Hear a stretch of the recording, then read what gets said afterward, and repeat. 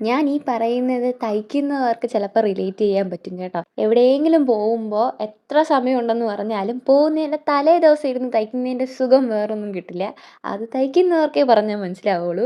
ഞാനിത് തയ്ച്ചുകൊണ്ടിരിക്കുന്നത് നാളെ ഒരു പ്രോഗ്രാമുണ്ട്. അതിന് വേണ്ടിയിട്ടാണ് ഈ തയ്ച്ചുകൊണ്ടിരിക്കുന്നത്. 3 മാസം നീണ്ടു നിവർന്ന് കിടന്നിട്ടാണ് ഈ തലേ ദിവസം ഇരുന്ന് തയ്ച്ചുകൊണ്ടിരിക്കുന്നത്. കട്ട് ചെയ്യാൻ എളുപ്പത്തിന് വേണ്ടിയിട്ട് ഞാൻ എൻ്റെ അളവും കാര്യങ്ങളും വെച്ചിട്ട് ഇങ്ങനെ പേപ്പറിൽ പാറ്റേൺ കട്ട് ചെയ്ത് വെച്ചിട്ടുണ്ട്. അതാകുമ്പോൾ എപ്പോഴും സ്കെയിലും ടേപ്പും എല്ലാം കൂടി എടുത്തുകൊണ്ട് ഓടേണ്ട ആവശ്യമില്ല.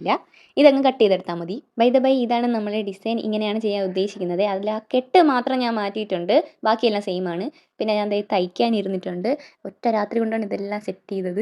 കട്ട് ചെയ്തെടുക്കുന്ന ഒരു പാടേ ഉള്ളൂ, പിന്നെ പടപടേന്ന് തയ്ച്ചെടുക്കാൻ പറ്റും. സ്റ്റിച്ചിങ്ങും എല്ലാം പെട്ടെന്ന് കംപ്ലീറ്റ് ആക്കിയിട്ട് ഞാൻ ബീഡ്സ് വർക്ക് ചെയ്യാൻ വേണ്ടി ഇരുന്നിട്ടുണ്ട്. സ്ലീവിൽ ഒരു കീ ഹോൾ കൊടുത്തിട്ട് അതിൽ 2 ബീഡ്സ് വെച്ച് ജോയിൻ ചെയ്യുന്ന ഒരു ഡിസൈനാണ് ഞാൻ കൊടുത്തിട്ടുള്ളത്. പിന്നെ നെക്കിൽ ഭയങ്കര പ്ലെയിൻ ആയതുകൊണ്ട് ജസ്റ്റ് സ്പ്രെഡ് ചെയ്യുന്ന രീതിക്ക് ബീഡ്സ് വർക്ക് കൊടുത്തിട്ടുണ്ട്. അത് ഭയങ്കര പ്ലെയിൻ ആയതുകൊണ്ട് നെക്കിൽ ഇങ്ങനെ സിമ്പിളായിട്ട് സ്പ്രെഡ് ചെയ്യുന്ന രീതിക്ക് കൊടുത്തിട്ടേ ഉള്ളൂ. ചെറിയ ബീഡ്സും വലിയ ബീഡ്സും പിന്നെ അതിൻ്റെ ഇടയ്ക്ക് കട്ട് ബീഡ്സും കൊടുത്തിട്ടുണ്ട് ക്രിസ്റ്റലിൻ്റെ. സിമ്പിൾ വർക്ക് ആയതുകൊണ്ട് ഞാൻ ഫ്രെയിം വെച്ചിട്ടില്ല, ജസ്റ്റ് കയ്യിൽ വെച്ച് തന്നെ അങ്ങ് ചെയ്യാമെന്ന് വിചാരിച്ചു. ഇനി ഫ്രെയിമൊക്കെ എടുക്കാൻ മടി, അതുകൊണ്ടാണ്. അപ്പോൾ ഇതാണ് ഫൈനൽ ലുക്ക്. ഇഷ്ടപ്പെട്ടോ എന്ന് കമൻറ്റ് ചെയ്യണേ. അപ്പോൾ എവിടെയാണ് പോയത്, എന്ത് ഫംഗ്ഷനാണ് എന്നൊക്കെയുള്ള ഡീറ്റെയിൽ ആയിട്ടുള്ള ലോങ് വീഡിയോ വരുന്നുണ്ട്, വെയിറ്റ് ചെയ്യുക.